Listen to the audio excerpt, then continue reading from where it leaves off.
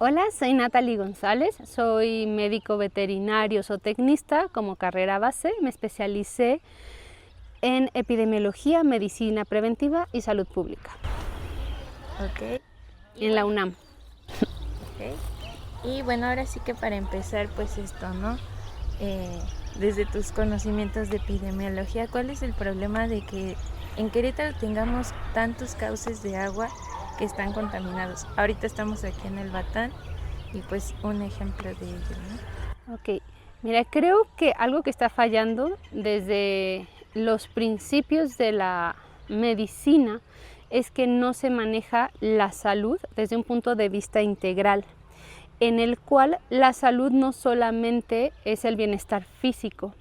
Ese bienestar físico depende muchísimo del ambiente. Nosotros siempre estamos también interactuando con patógenos. El problema es que se rompe el equilibrio con el ambiente, con la persona, y también obviamente el factor social, la dinámica social influye muchísimo. Entonces es importante integrar la salud para poder tener un enfoque que pueda considerar y entender que muchas de las enfermedades que atendemos en la ciudad, el inicio de esa enfermedad no se encuentra en la persona enferma, sino desde el aspecto social, el agua que toma, el aire que respira, también el ambiente en el que se mueve, que eso es lo que está rompiendo el equilibrio en su propio organismo y favorece que la enfermedad se manifieste. Ok, justo veíamos como por aquí, ¿no? Que esta agua que baja, por ejemplo, en el Batán, tiene descargas directas que se están haciendo de fraccionamientos, pero también pues nos comentabas, ¿no? Que hay muchos más factores que están contaminando. ¿Cuáles son esos otros factores que también son un riesgo como que estén dentro de las aguas? O- Y bueno, que pueden causarle a la gente, ¿no? Que tal vez vive cerca o así. ok. Bueno, por un lado tenemos las descargas de aguas negras que vienen contaminadas con materia fecal y traen cargas microbianas, parasitarias que pueden afectar a las personas y también a la fauna que habita en el Batán. Recordemos que en el Batán tenemos 3.000 hectáreas de área natural protegida, donde viven también muchas especies silvestres que también se ven afectadas y también son parte de la salud entre el equilibrio en el ecosistema y las personas, porque siempre llega a haber un contacto con las personas. Entonces eso va cerrando círculos de enfermedades. Otro punto importante también es que dentro de las aguas grises de descarga, que principalmente son de casa habitacional, hay muchos contaminantes que muchas veces no se consideran. Por ejemplo, químicos que se derivan también de la ropa que lavamos, de los colorantes que se utilizan al lavar la ropa y que no están considerados para las mediciones por norma. También organofosforados que se derivan de diferentes pesticidas, porque aquí todavía hay una zona de transición en la que hay algunas partes donde hay algo de agricultura y obviamente los pesticidas y fertilizantes químicos que utilizan contaminan el agua y pueden tener también una afectación en la salud. Muchos de ellos, por ejemplo los pesticidas, te pueden dañar el sistema endocrino porque ocupan los mismos receptores. Veneno es veneno, entonces ocupan receptores nerviosos como los nicotínicos, muscarínicos. Entonces esto a la larga te puede producir Alzheimer, autismo, enfermedades neurológicas que se presentan en un periodo más largo y que pudo iniciar o que iniciaron desde la exposición primaria, ya sea en el cauce del río, en el que juegan los niños o las familias y que entran en contacto con estos químicos, pues que son derivados de tanto de las casas como de las parcelas que se llegan a trabajar aquí, ¿no? Todavía. Creo que principalmente en este río es lo que vemos. En otros ríos también hay contaminantes químicos mucho más agresivos porque vienen de la industria. Y en ellos encontramos pues básicamente sustancias que también pueden ser altamente cancerígenas, que tienen mucho tiempo y se acumulan en en el ambiente, se acumulan en las piedras, se acumulan en la tierra. Entonces cuando vuelve a llover, vuelven a estar en contacto y también son venenosas para las especies que pueden llegar a tomar agua del río. En el aspecto social también es importante remarcar que hay personas en situación de calle que utilizan todavía el río o algunos de los nacimientos de manantial para hacer sus necesidades, para lavar la ropa, y eso pues está contaminando ya también el cauce de una forma más directa y también son un foco de infección para las personas que vienen como visita. Entonces por eso es importante abordarlo desde diferentes perspectivas. No basta enfocar solamente la parte de salud pública, sino también otras dependencias deben de participar, integrar la parte de la Conagua, porque son los encargados de cuidar los cauces y la calidad del agua que va en los ríos. Salud Pública te va a medir en gran parte los resultados del trabajo que está haciendo Conagua.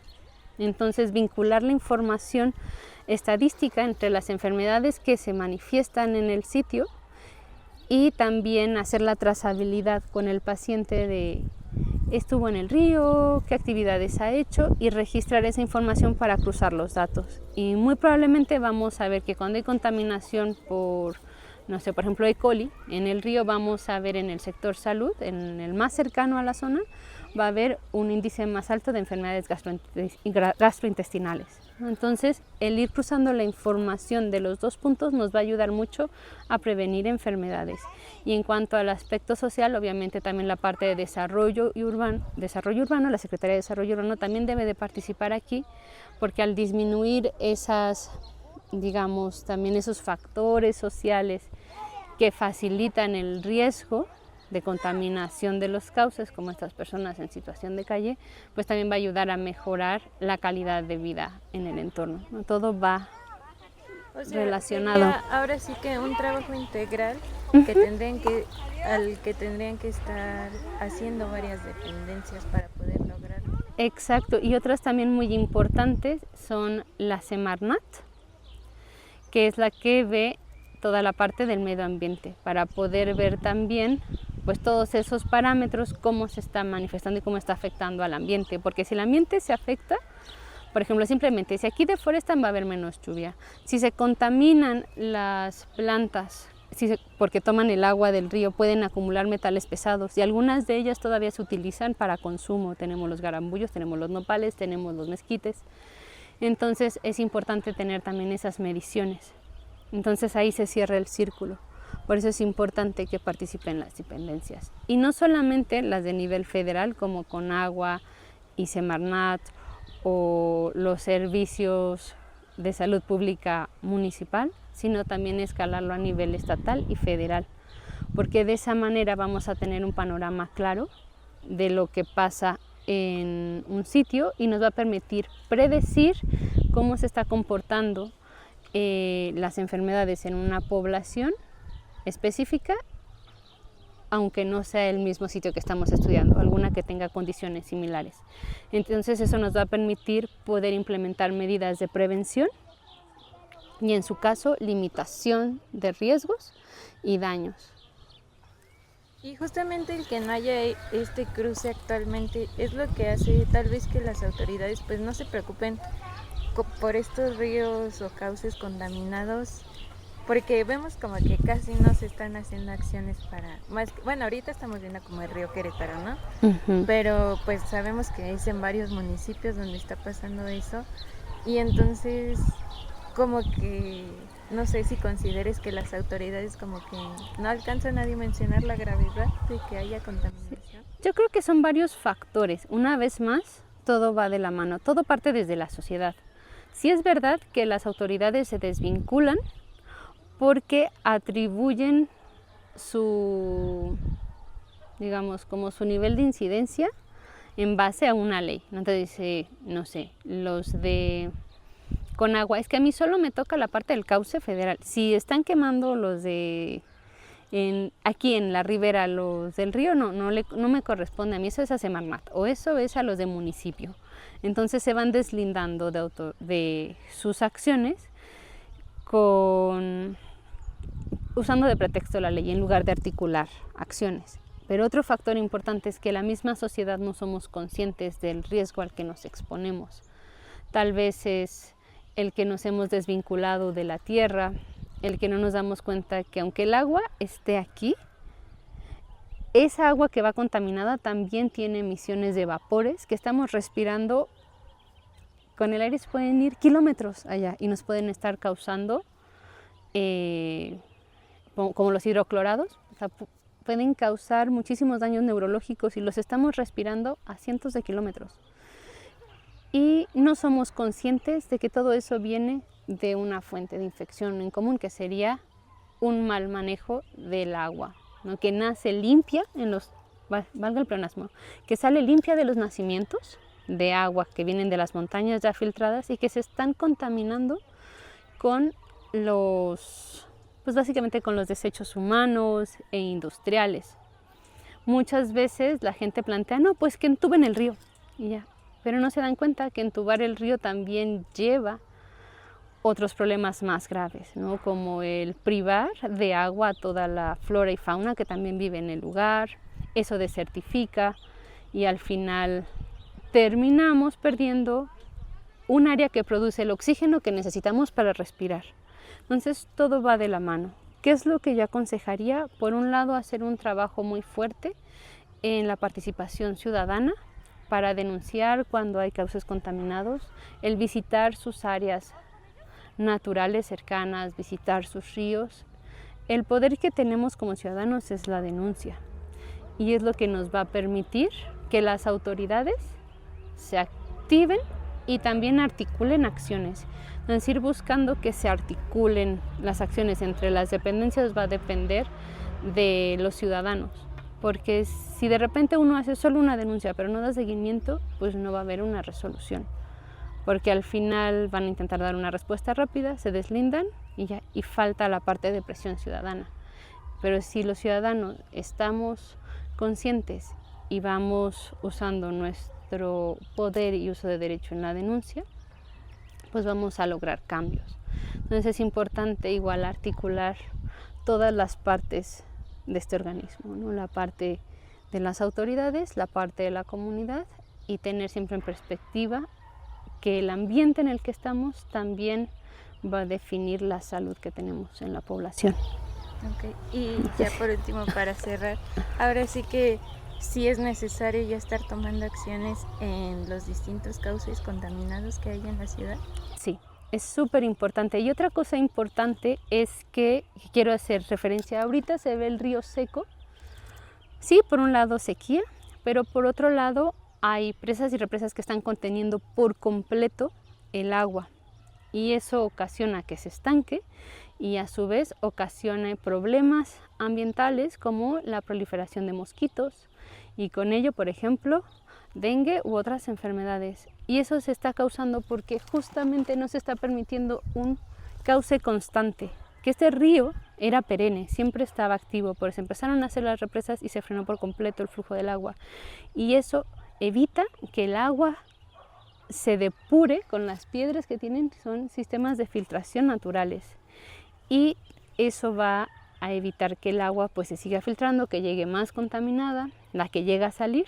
Y el peligro más fuerte que tenemos es que se seque el río, porque los nacimientos de agua no están siendo suficientes para mantenerlo vivo, ya que están siendo retenidos en las represas, tanto particulares como federales y estatales, pero también particulares, que privan de agua, rompiendo el derecho, por un lado, natural, que nos marca la Constitución, de un ambiente sano, de acceso al agua, y también pone en riesgo la calidad del agua en sí misma porque el agua se estanca en algunos sitios y eso evita que se pueda seguir filtrando de manera natural. Entonces creo que es importante incidir en este punto hablando con expertos de la UAC, con varios investigadores. Nos han especificado que si se dejara un cauce de 25 litros por minuto sería suficiente para mantener el río limpio, vivo y así mantener siempre su calidad del agua y no tener un impacto tan negativo. Con que dejaran ese pequeño afluente constante ya haría un gran cambio muy positivo en todo el ecosistema. Y aquí justo en el Batán que se piensa tratar el agua, antes que eso habría que tomar acciones a esto mismo que dices, ¿no? Sí. Al tema de privados que están desde arriba tomando el agua, desviando. Sí. Eso es lo que haría falta aquí en el Batán. Totalmente. Y, por ejemplo, dentro del proyecto no se ha publicado mucho, pero básicamente se tienen idea. Lo que se ha hecho público es que se van a utilizar las dos plantas de tratamiento. El agua que sale de ahí la acumularían en la presa del Batán y de ahí la derivarían al cauce.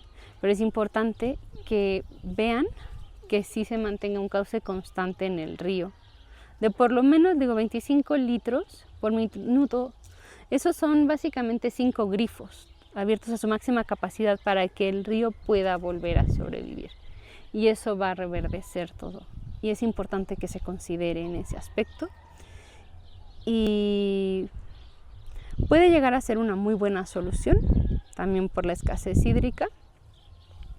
Y ahí sí sería bueno también que se consideren también otros contaminantes, ¿no? No solamente los que marca la norma, sino que siempre se estén buscando nuevos contaminantes. Hay algunos que no se están regulando en México y en otros países sí se consideran, entonces como tener bien clara esos puntos de corte cuando se hacen las mediciones para ver la calidad de agua y los parámetros que se quieren medir para poder garantizar la inocuidad cuando entre en contacto con la población.